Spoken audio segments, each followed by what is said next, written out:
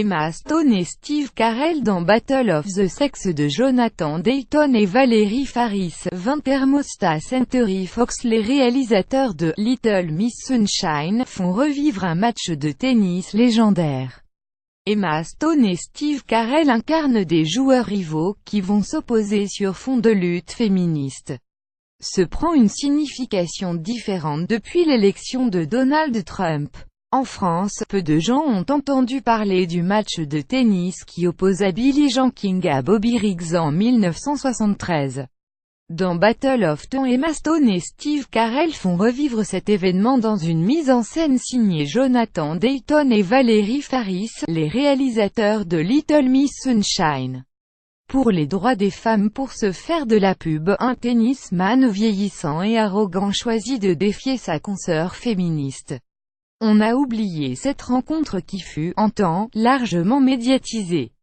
À l'époque, Billie Jean se battait pour que les joueuses soient aussi bien payées que leurs homologues masculins, explique Valerie Faris à 20 minutes. L'issue du match était donc importante, non seulement pour elle, mais pour combat. Billie Jean King, 73 ans, est toujours une activiste passionnée pour les causes féministes et LGBT. Elle a adoubé ce dont les problématiques restent toujours d'actualité, 35 ans après les faits. Une erreur de jugement, nous pensions que Battle of the Sexes sortirait après l'élection d'Hillary Clinton qui est une amie de Billie Jean, soupire Jonathan Dayton. Nous nous voyions déjà faire une fête à la Maison Blanche pour célébrer les progrès accomplis par les droits des femmes. L'accession de Donald Trump à la présidence leur a fait l'effet d'une douche froide. Comme Bobby Riggs avec Billie Jean, nous avions sous-estimé notre adversaire, reconnaît Valerie Faris. Les femmes ne seront pas à la fête sous administration, le prend un sens d'autant plus fort que les féministes se retrouvent sur la brèche pour défendre leurs acquis. C'est un développement que nous n'avions pas prévu, admet Valerie Faris.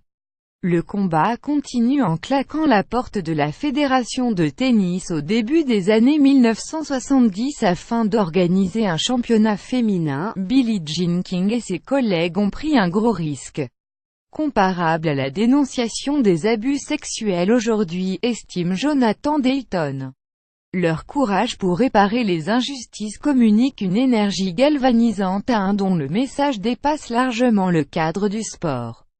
Billie Jean n'a jamais déposé les armes, admire Valerie Faris. Elle est un modèle pour toutes les femmes. Sous les traits d'Emma Stone, cette grande dame retrouve une jeunesse qui donne envie de se battre encore et toujours pour plus d'égalité.